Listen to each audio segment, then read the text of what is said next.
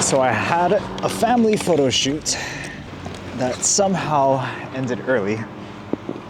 And tonight, it's a relatively clear night for astrophotography. I'm gonna have another chance to shoot the Atlas comet, but this time, since the moon isn't rising until far later in the night, we'll be able to possibly get it with the Milky Way core in the sky. But we got this beautiful sunset out here. Unfortunately, I wasn't able to make it out in time for sunset, but at least we're able to capture some of these clouds here. We've got, unfortunately, a fisherman's tent underneath. That'll need to be photoshopped out for sure. But yeah, let's give this thing a try. We'll try to take a simple day, 2-night time lapse here. These comet videos have actually been doing well on YouTube for me, and they're more popular than I originally thought they would be. I guess because everybody's kind of looking for how to shoot the comet and all that kind of stuff. Not that I do YouTube for the engagement, but it is nice to have a video pop off every once in a while. But one of the more popular questions that I got from filming that video, or those 2 videos, was how I get such decent quality video in these extreme low light situations like pitch black or very little bit of light left. So in this video, once the sun goes down a little bit more and it does get a little bit darker, I'll try and explain my process to making these Astro-Vlogs and how I kind of work through the process for both filming in the field these types of videos, as well as some useful tips post-processing to kind of get rid of noise in the video files. So yeah, we'll just wait for this scene to get a little darker and we'll go into the details.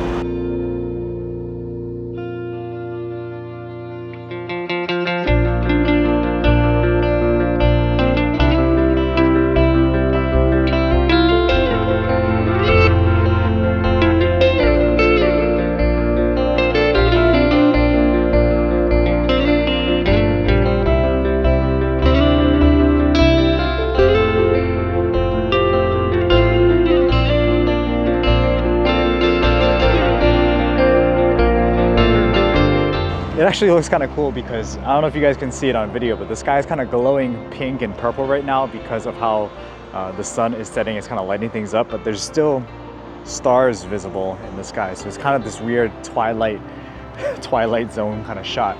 I don't see the comet coming out yet, but hopefully by the time that I'm done with this talking segment, we'll be able to film some good comet footage. But yeah, let's try to get into how to videograph, is that the right verb? But how to take good extreme low light video. Now, this is not going to be the best example because we've got street lights in front of us, we've got lights from people's homes. It's going to provide me with good well lit foreground, so take that with a grain of salt. I'll put some examples of vlogs that we've done in pitch black places like Mauna Kea and Utah, so you guys can get a better sense of what I mean. And of course, first things first, we're gonna talk about the gear. Now, the camera that I'm filming on right now and the camera that I always use for extreme low light video is the Sony ZV-E1. It's the cheaper, but also a little bit more lightweight version of the Sony a7S III or the FX3. All 3 of these Sony cameras share the same 12 megapixel full frame sensor. And why that sensor is so good for extreme low light video is because you've got this relatively large 35 millimeter full frame sensor, but you've only got 12 megapixels. So that means each of those individual megapixels are going to be bigger in the frame. It's going to allow each of those megapixels to gather more light. And because there's so little megapixels, the processing time of the image is so much faster and the readout speed is so much faster. Those 12 megapixels give you a true 4K readout speed. So the readout speed is super fast and the noise levels are a lot low. There's a lot less processing for the camera to do.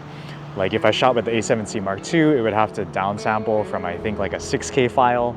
And while the Alpha 1 can read out its full 8K sensor, because that 8K sensor is reading out 50 megapixels at a time, the processing time takes way too long and it just ends up generating a noisier image and a noisier file.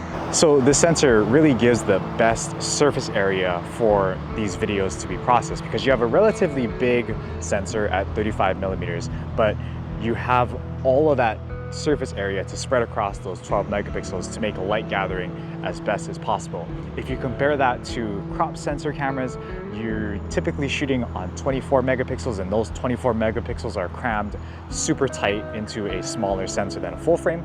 And if we make the jump over to a bigger sensor, like let's say medium format, those cameras usually start at really high resolution anyways. Like I think the lowest resolution medium format camera that I'm aware of is like a Fuji GFX, and it's like only 50 megapixels, not only 50 megapixels, but it goes at the minimum to 50 megapixels, which is still a lot of resolution and a lot of data for the camera to be processing for video.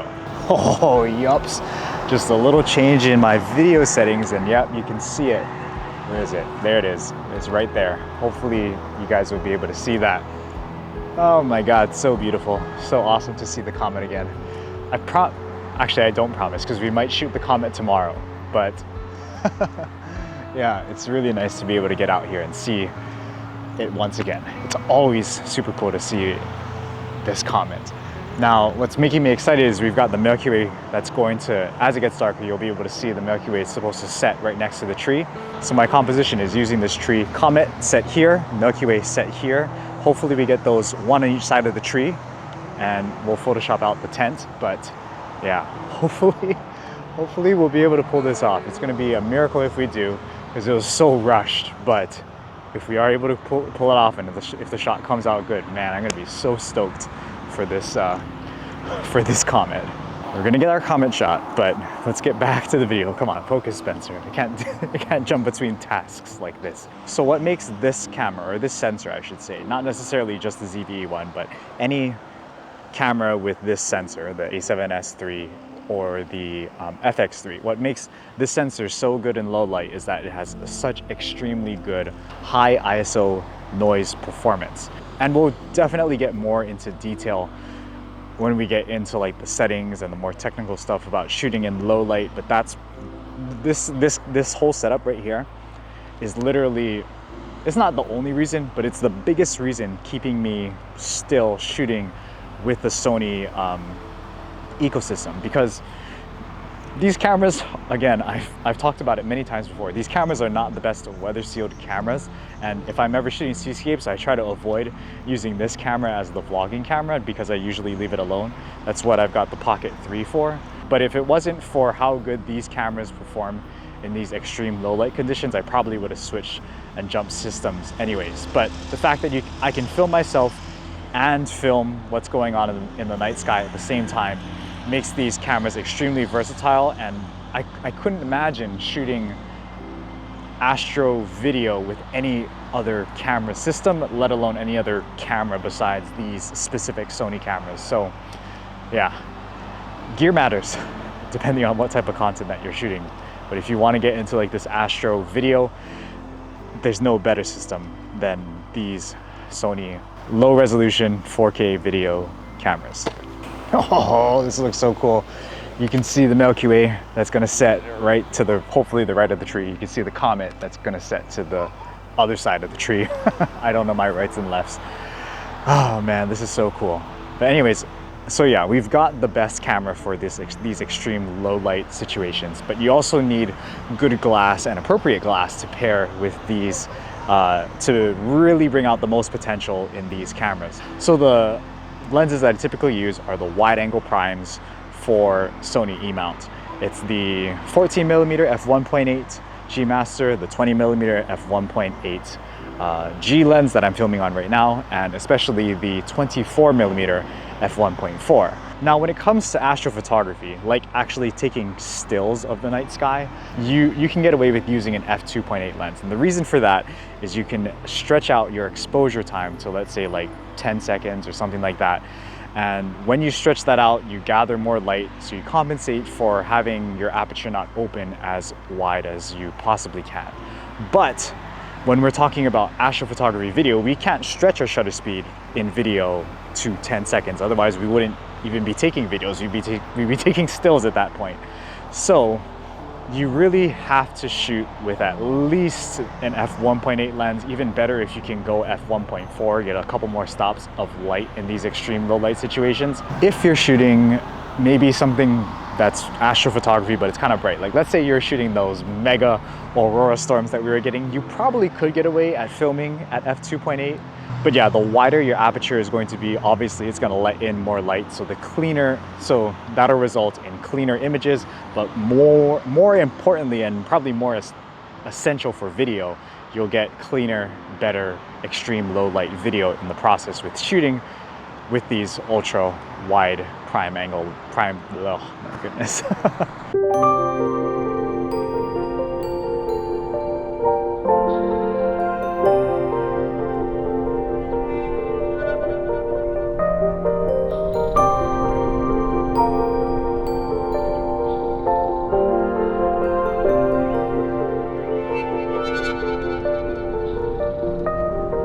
Ooh, this is coming together nicely. Anyways, let's get into the technical settings of how I take these nighttime images. Now, obviously we just talked about it. You're gonna want to be shooting with your lens wide open at f1.8, f1.4, as wide open as it goes, so you can let in as much light as you possibly can. Now, before I get into shutter speed and ISO, I want to just briefly touch on picture profile for video. And it's not so much an important setting to utilize for stills, because raw files are raw files. You're going to be capturing all that data anyways in a raw file. But for video, picture profiles affect how much dynamic range you get in the scene. It affects your colors. In our case, for extreme low light astrophotography, it affects your dynamic range. And that's kind of the main thing that we're concerned about. So the picture profile that I typically shoot with for these extreme low light situations is S-Log3. And if you're unfamiliar with video, any sort of log format is basically a nice, dull, flat picture profile. There isn't a whole lot of contrast, there isn't a whole lot of deep shadows and bright highlights. It's just very flat. And what that does to your video files is it increases your dynamic range, because it tells the camera to capture more neutral tones in the video.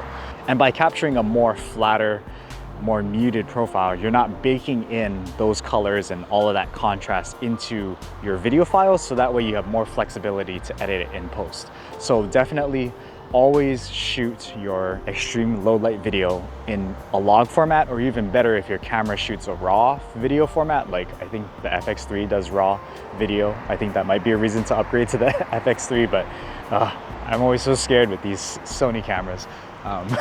But yeah, if your video camera shoots raw video, even better. But if not, definitely shoot in a log format.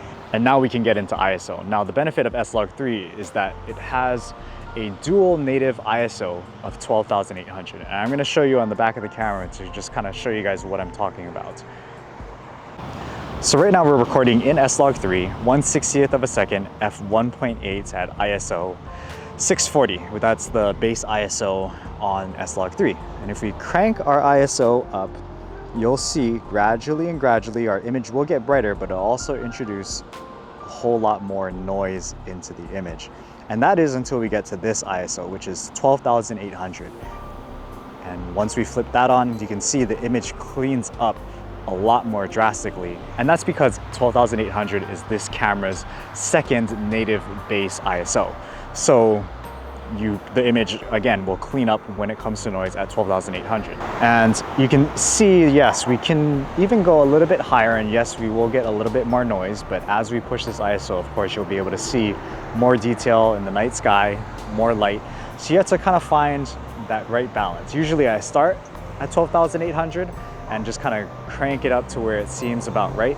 Now, our shutter speed on these Sony cameras, at least for video, is another thing that we can play with that really makes these cameras inexpensive for extreme low light astro video. And I'll go back on the other side of the camera and show you guys the example on how our shutter speed affects this image. Now that fisherman just turned on his annoying light. But anyways, we're shooting pretty much exactly the same settings as we were earlier. S-Log3, 12,800, our second base ISO, and f1.8. And what we can actually do with our Sony cameras that makes which makes these cameras so much better at shooting in these extreme low light situations is we can push our shutter speed to 1/30th of a second. That makes the image a lot brighter, but we can push it even past 1/30th of a second. It's maybe something like this, 1/15th of a second. And if we continue to jack up our ISO just slightly above our base, our second base ISO, wow, that's a really pretty decently clean image of the night sky. You can clearly make out the Milky Way here. You can clearly see the comet going here. You can definitely see our foreground here. Let me get in front of the camera and kind of start vlogging. Now, with this shutter speed, motion blur is not going to look as natural as it usually would. So if I go back to our shutter speed of 1/60th of a second, you can see my motion blur is relatively natural. But if we crank it down to 1/15th of a second, you can see there is some kind of ghosting going on and the motion doesn't look 100% natural. So there is a trade-off when you do this. Now, the thing that makes these Sony cameras so much better than all the other camera brands, and specifically when it comes to these extreme video applications, is the fact that they allow you to push your shutter speed in video mode to 1/5 of a second. You can actually push the shutter speed on this camera to 1 second. This is video at 1 second, but obviously things are totally weird looking.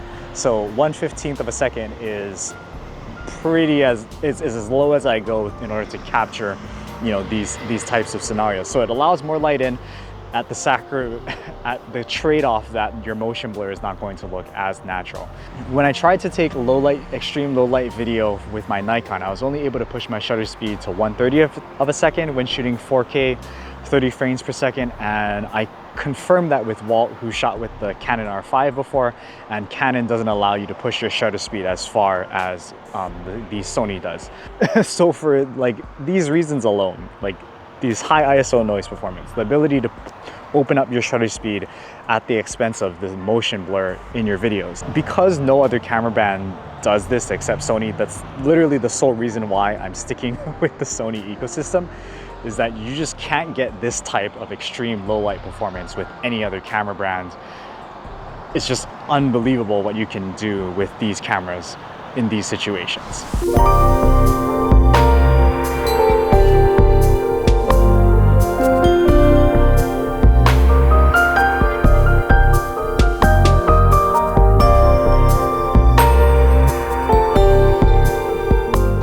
Oh, that comet tail is super long. Hopefully you guys can see it on video, and it's just gonna set, hopefully to the right of the tree. I might have to adjust my camera, one of my cameras, off to the left a little bit to line up the shot a little bit better, but it looks promising.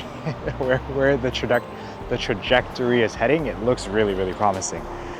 But we'll go over our last piece of in-the-field shooting techniques before we get into post-processing this video, but just some general shooting tips for video in extreme low light situations. Obviously, you're gonna wanna try your best to use a tripod for the same reason that I mentioned earlier about motion blur and how motion blur is gonna be thrown off because we're lowering our shutter speed to like a quote-unquote unnatural look. I think it's okay for once in a while for you to just, you know, pop the camera off the tripod and do a couple of handheld clips here and there. Like, it is definitely doable, but you know, movement, stability, and all that stuff is going to be crucial when shooting these extreme low light scenes. So just get yourself a spare tripod for video if you are taking it this seriously. Just get yourself a tripod, set up your shot, make it easier for yourself. Another thing too is that lighting sometimes can be a challenge in these extreme low light situations. Right now, it's not a problem because I've got light from these cars in the parking lot, there's lights in the houses, there's lights from the street lights, so lighting me as the subject in the foreground is absolutely no problem. But yeah, usually if I'm in pitch black situations where I don't have any light, artificial light to light myself as a foreground, I don't bust out a external light or whatever. I just use the LCD screen. I've cranked the brightness on the LCD screen so that it's at its brightest setting. So in those extreme low light situations, I do get a little bit of light on my face so that you can actually see what's going on. The only problem is that this screen is a little too small to light your entire foreground, so establishing shots can be a little bit of a challenge.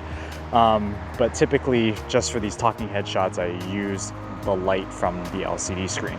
Now, autofocus can also be a problem in these extreme low light situations, partially because you're shooting at that slower shutter speed, but I think it's just harder in general. The less light you have, the harder it is for the camera's autofocus system to work. So right now it's not too bad because, again, we're well lit, and most of the time I can generally rely on the Sony autofocus system to do its job in these types of situations. But if you're ever in doubt, definitely always just flip your camera into manual focus and just kind of dial in your focus manually. Don't be afraid to do that.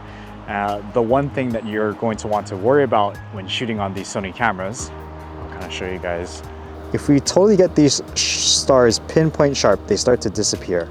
And that's like a known software issue for video in these extreme low light conditions. So you're gonna want to slightly make your stars out of focus. That way you can see all the stars. Now, they're not going to be pinpoints of light like we want in our photos, but it is going to be kind of forgivable for video, especially if you're filming yourself. You're going to want those stars to actually be more bokeh balls to kind of provide just that like bokeh-licious effect if you're into that kind of stuff. So yeah, those are just my general tips for in the field shooting. I gotta shoot the rest of this comet. I think we probably have another hour or so to go. Hopefully we'll be able to pull this off. And yeah, after we're done shooting this comet, we'll take these video files back into the studio and we'll show you guys how we edit, color grade, and especially do our noise reduction process to post relatively clean looking video files on YouTube.